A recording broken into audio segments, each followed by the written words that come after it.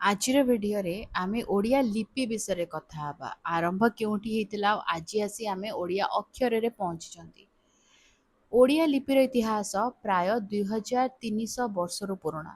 यार मूल उत्स हेउची अशोकन ब्राह्मी लिपि।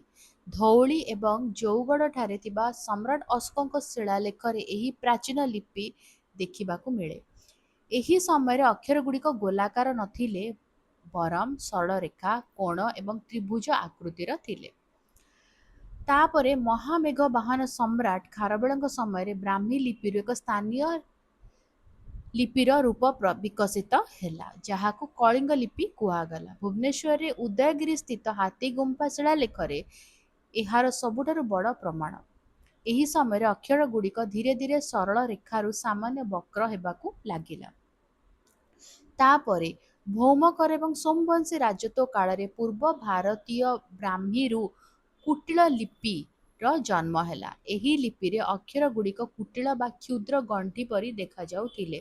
ଏହିଠାରୁ ହିଁ ଓଡ଼ିଆ ଅକ୍ଷରର ସ୍ୱତନ୍ତ୍ର ପରିଚୟ ସୃଷ୍ଟି ହେବାର ପ୍ରକ୍ରିୟା ଆରମ୍ଭ ହୋଇଥିଲା, ଯାହା ବଙ୍ଗଳା ଏବଂ ଦେବନାଗରୀ ଲିପିଠାରୁ ଅଲଗା ହେବାକୁ ଲାଗିଲା। ଓଡ଼ିଆ ଅକ୍ଷର ଗୁଡ଼ିକ କାହିଁକି ଗୋଲାକାର? ପ୍ରାଚୀନ ଓଡ଼ିଶାରେ ସବୁ ପୋଥି ତାଳପତ୍ରରେ ଲୁହା ଲେଖନୀ ସାହାଯ୍ୟରେ ଲେଖାଯାଉଥିଲା। ଯଦି ଦେବନାଗରୀ ଭଳି ଅକ୍ଷର ଉପରେ ସରଳ ରେଖା ଟଣାଯାଇଥାନ୍ତା, ତେବେ ତାଳପତ୍ରଟି ଖୁବ୍ ଶୀଘ୍ର ଫାଟି ଯାଇଥାନ୍ତା। ତେଣୁ ତାଳପତ୍ରକୁ ଫାଟିବାରୁ ରକ୍ଷା କରିବା ପାଇଁ ଆମ ପୂର୍ବପୁରୁଷମାନେ ଅକ୍ଷର ଗୁଡ଼ିକୁ ଗୋଲାକାର ରୂପ ଦେଲେ।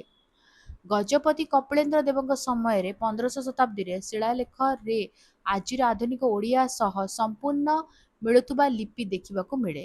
ପରବର୍ତ୍ତୀ ସମୟରେ 1836 ମସିହାରେ କଟକ ମିଶନ ପ୍ରେସ୍ ପ୍ରତିଷ୍ଠା ହେବା ପରେ ଏହି ତାଳପତ୍ରର ଗୋଲାକାର ଲିପିକୁ ମେଟାଲ ଟାଇପ୍ ପ୍ରିଣ୍ଟିଂ ଫଣ୍ଟ ଯୋଉଟାକୁ କୁହନ୍ତି ରେ ପରିଣତ କରାଗଲା, ଯାହା ଆଜି ଆମେ ବହି, ଖବରକାଗଜ ବା ମୋବାଇଲ ସ୍କ୍ରିନରେ ଦେଖୁଛନ୍ତି।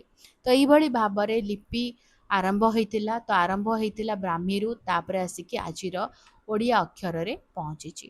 ତ ଭିଡ଼ିଓଟି କେମିତି ଲାଗିଲା ମୋତେ କମେଣ୍ଟ କରିକି ଜଣାଇବ। ଯଦି କିଛି କ୍ୱେଶ୍ଚିନ୍ସ ଅଛି, ଡାଉଟ୍ ଅଛି, କମେଣ୍ଟରେ ଲେଖିଦେବା, ଆନ୍ସର କରିବା। ଆଉ ଯଦି ଭଲ ଲାଗିଲା ତାହେଲେ ଜାଣିଛ ତ ଭିଡ଼ିଓ ଟିକେ ଲାଇକ୍ କରିଦେବ, ଭିଡ଼ିଓ ସହିତ ସେୟାର କର, ଚ୍ୟାନେଲକୁ ସବସ୍କ୍ରାଇବ୍ କରି ବେଲ୍ ଆଇକନ୍ ପ୍ରେସ୍ କରି ଅଲ୍ ନୋଟିଫିକେସନକୁ ଅନ୍ ରଖିଥା। ତାହେଲେ ରହୁଛି, ଦେଖା ହେବା ଆଗାମୀ ଭିଡ଼ିଓରେ। ଭଲରେ ରୁହ, ସୁସ୍ଥରେ ରୁହ, ମୋତେ ଅନୁମତି ଦିଅ। Bye bye.